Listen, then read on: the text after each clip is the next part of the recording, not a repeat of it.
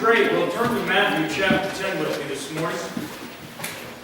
And I'll let you put your finger there and, well, we'll just stay there, I guess. I'll just give it to you. It's the same stories in Matthew and the rest of the Gospels. I want to share that with you, but we're actually preaching out of Matthew this morning.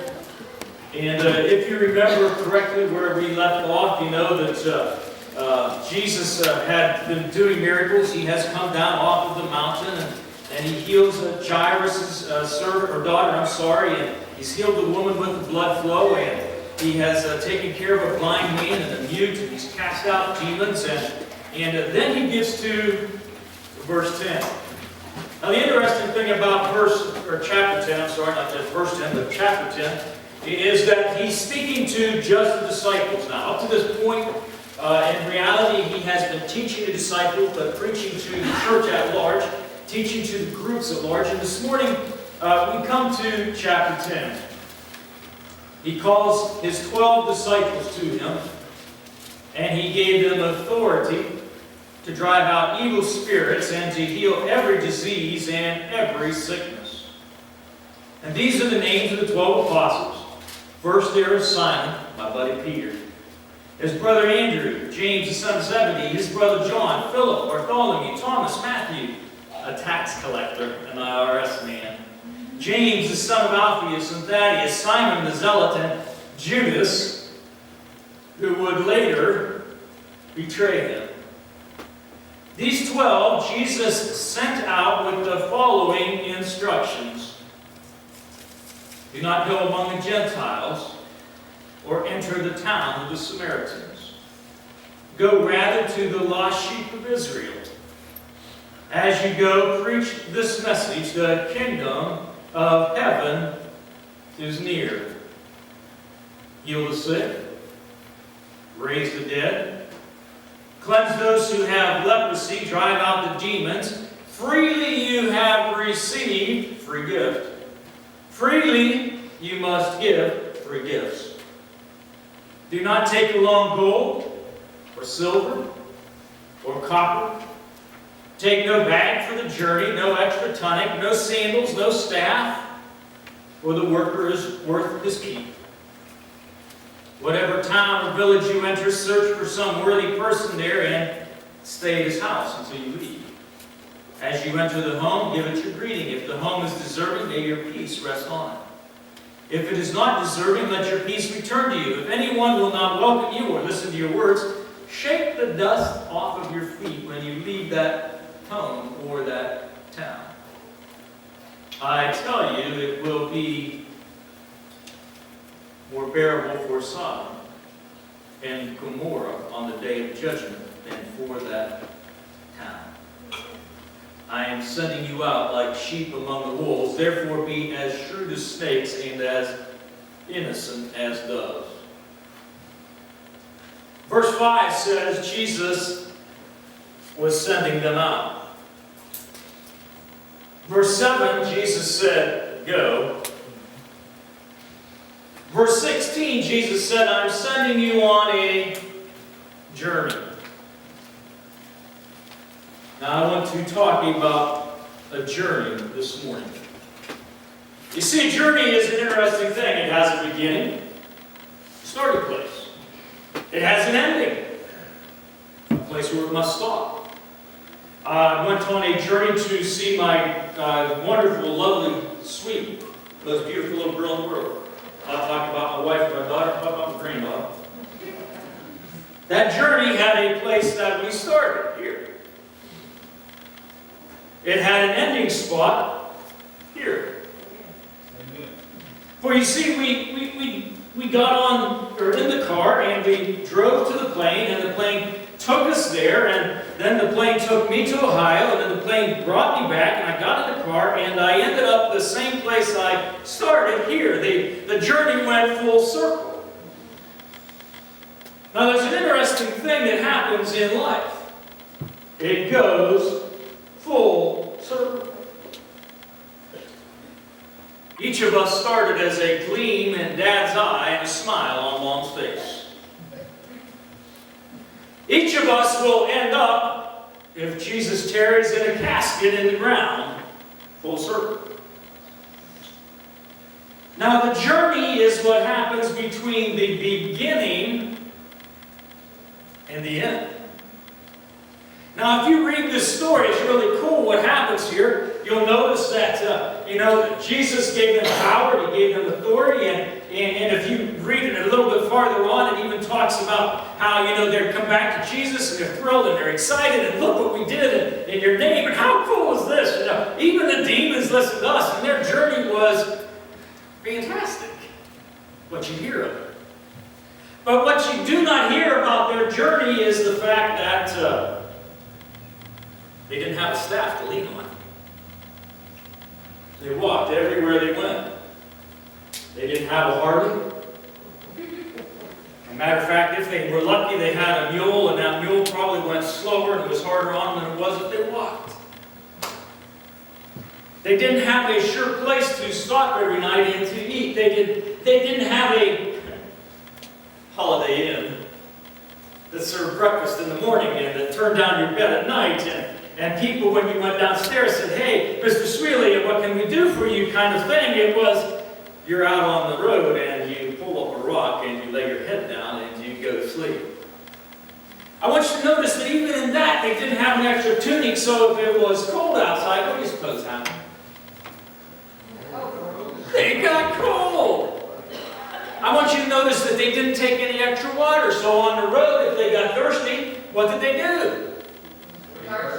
They were thirsty.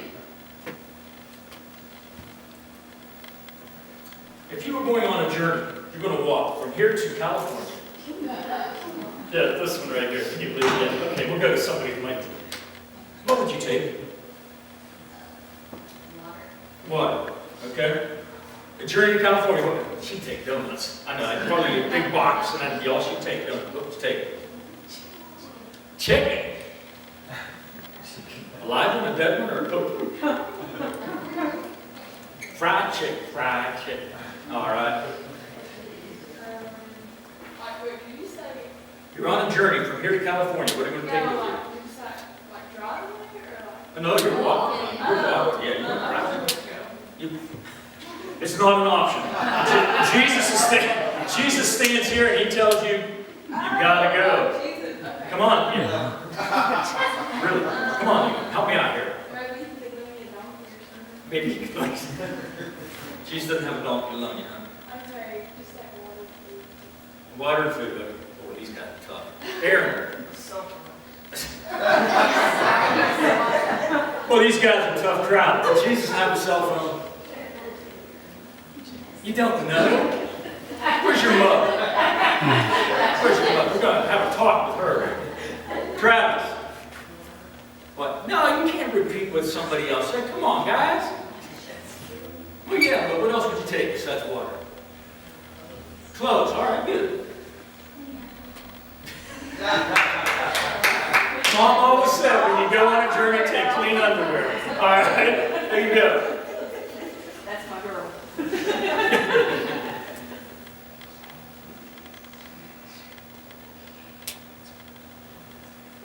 water, and MP3 player. An MP3. Well, you guys really thought a lot of Jesus, didn't you? You had a cell phone and an MP3 player. Food, water, and Nike shoes. Nike shoes. Ah, she's smart. She knows she's walking. Yeah. It's too late to get all Jesus living a Bible. I want you to understand that when Jesus sent them on this journey, they had absolutely nothing. A journey. Journeys are interesting things. I'm going to hazard a guess that most, at least men in here, know that their dads are smarter today than they were when they were younger. Not the dads, when we were younger as men. We grow up as teenagers and we think, I got this. We hit 20s and we still think, I got this. We hit 30 and Dad looks just a little bit smarter than he used to. And by the time you hit 40, you realize that he was telling you the truth of the situation. That's just the way it really works. It's a journey. Life is a journey, and it's not always easy.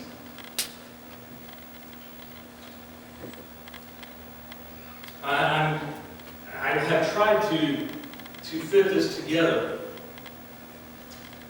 in a way that this morning's sermon will not end up short.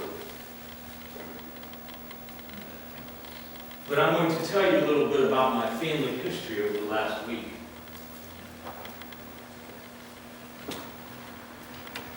Most of you know that my nephew and his sweetheart, they've been together for 6 years, not married, but they were together, died in an auto accident. The police officers on the scene, the Ohio State Patrol, tell us there was approximate speed of 120 mile an hour plus.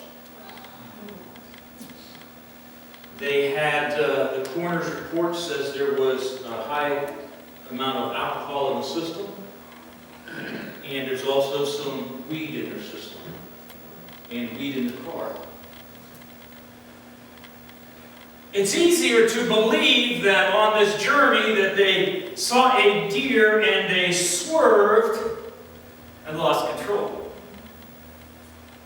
The reality of the journey is that they were drunk, high, way out of control. They hit a telephone pole, sheared the telephone pole off. They shot both of them through the windshield. It hit 5 other trees before it stopped.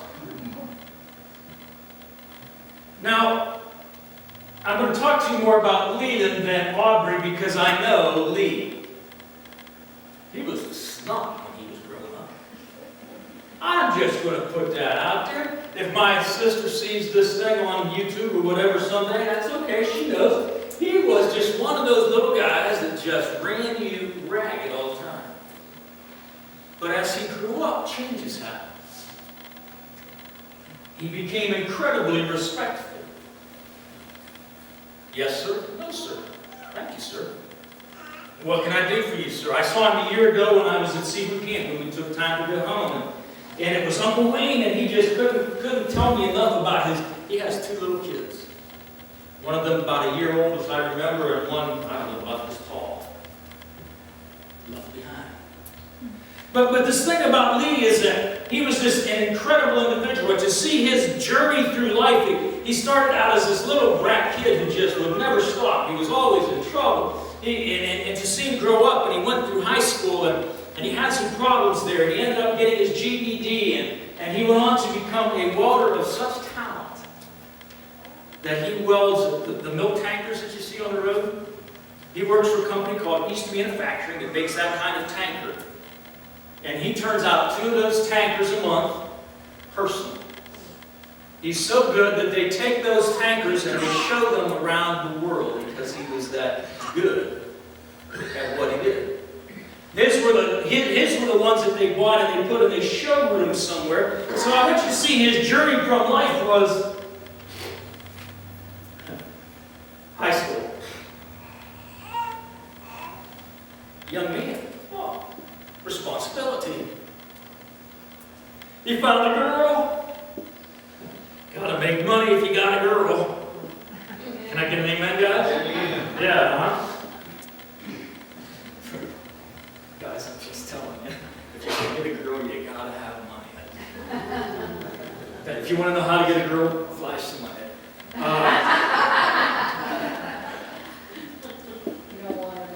The real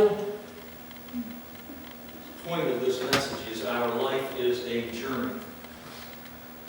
Doesn't matter where you start. Doesn't matter where you end. It matters what you do in the middle. I've heard it said that, the dates on a tombstone don't mean near as much as the dash in between, because it's how you live that dash.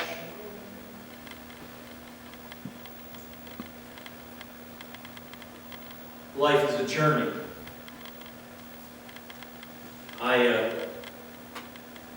As a pastor, you get to be a pastor even when you get home in these kind of situations. And I walked with my oldest sister first up to the casket. Her son, her nephew. And we went in to do some funeral work for the parents and so on. She walked in and she walked up to the thing and she slapped him right in the face and said, "Sit up." No more playing around. Sit up.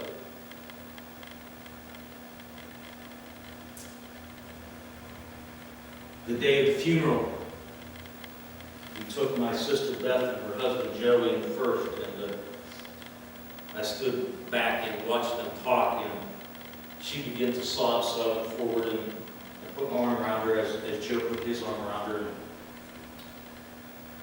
she began to sob, and she put her hand on her son's head and said, "Hear me now, there'll be no homecoming for you."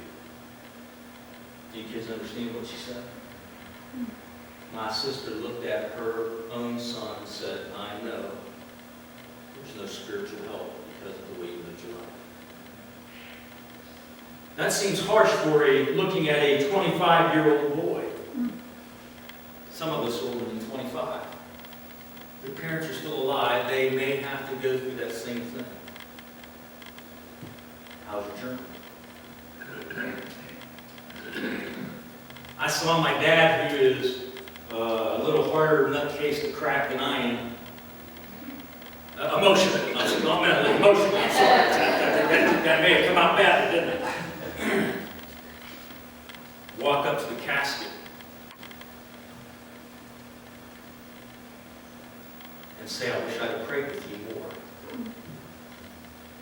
I wish I would have taken a few minutes more and been a little harder on you."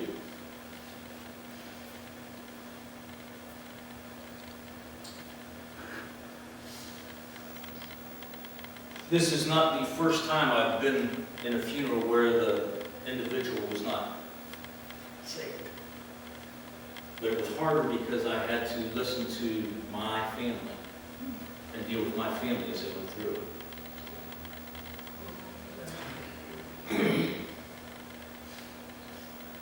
Joe, Lee's dad, stood there with me.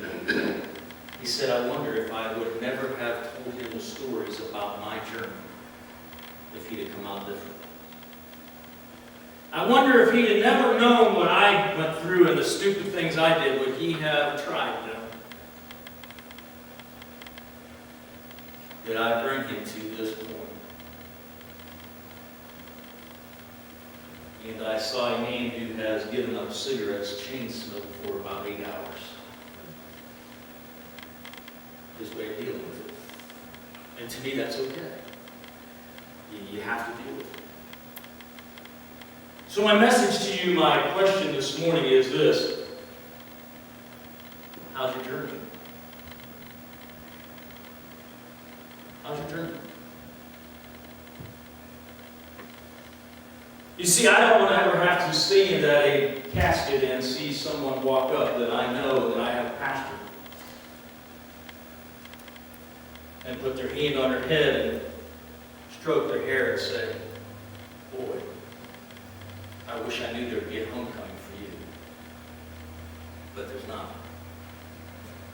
I don't ever want to have to walk up. It doesn't matter if it's a teenager or if it's senior citizen. I don't care. I don't ever have to want to walk up to a casket with a loved one and hear stories about what I wish I would have, so I knew they could have.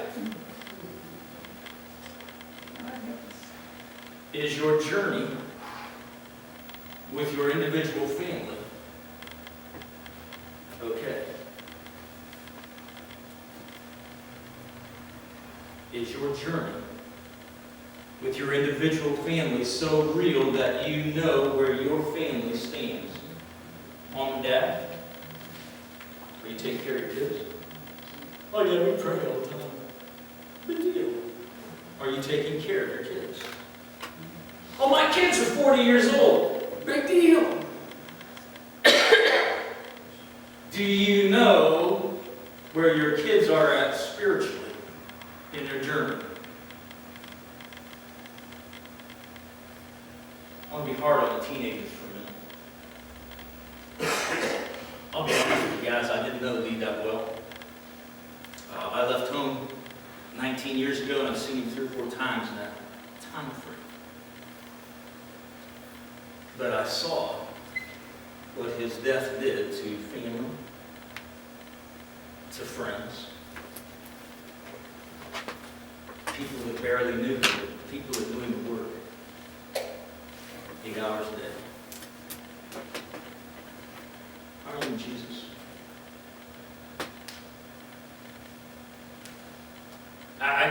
I hate the way they used to do things, kids. I understand this, and I want to preface this point. When I was growing up, the pastors and the evangelists used to try to scare you to Jesus, and my intent is not that. My intent is to get you to think about it. If on the way home you're in some kind of an accident, whether it's mom's fault, dad's fault, or somebody else's fault, do you know what the pastor could stand in front of your coffin and say that their heart was right with God? Do you know that?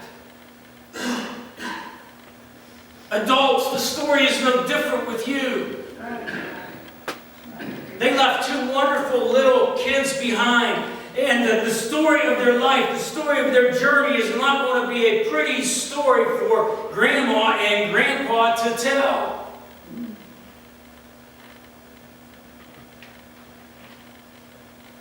How's your journey?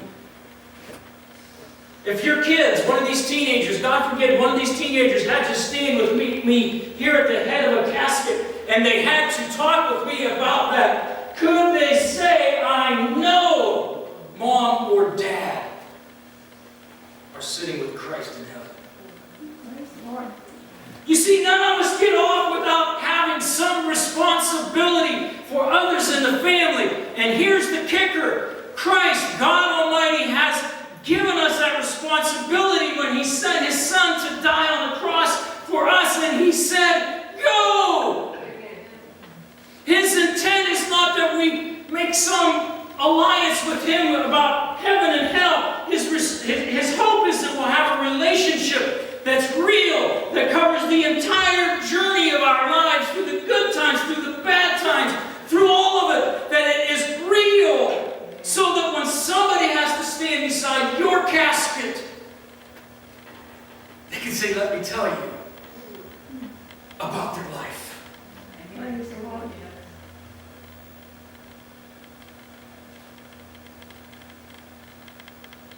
How's your journey?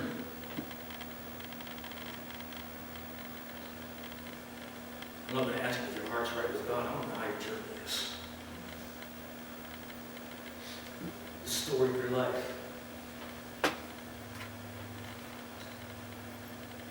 I'm going to change the format. I'm going to ask you to stand this morning. We're not going to sing. I'd like to stand, and I'd like you to bow your heads in prayer. I want you to be honest with God about where you are in your spiritual journey.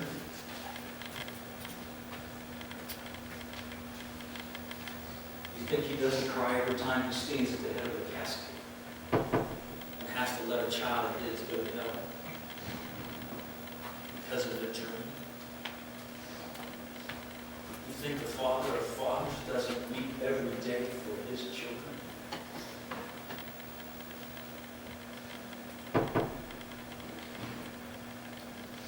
The altars are open this morning, and I would just encourage you to come forward and pray if you would like to. There's no guilt. There's just none of that stuff. Mom, Dad, if you have a teenager that you just like to pray with just because, I encourage you to do so. If your spouse is here and you'd like to pray with them just because, I would encourage you to do so. Whether you come to the altar, do it. Whether you turn to them right now in the seat and place your hand in his or hers and begin to pray. Whether you walk over to your teenager and do that likewise. But often the journey is shorter than we think. We'll have a couple of minutes of quiet, and then we'll